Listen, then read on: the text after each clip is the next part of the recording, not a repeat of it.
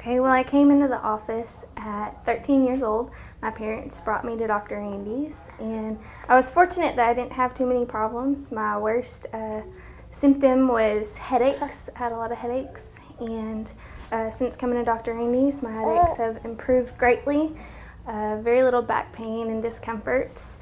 I've been adjusted through both of my pregnancies, and I had very little problems. No morning sickness, no aches and pains like many of my friends complain about.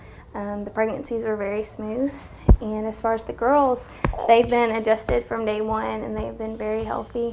Both of them were about 8 and 9 months old before their first cold, and many moms don't get that luxury. You know, most of their babies are in and out of the doctors by the time they're 6 weeks, and so they're a lot of fun and healthy. And I just know that I'm giving them the best start that I could, that I can. They're very healthy, and they're going to have good starts and healthy immune systems, and their bodies are just going to be able to heal, and hopefully a long life with me and my babies.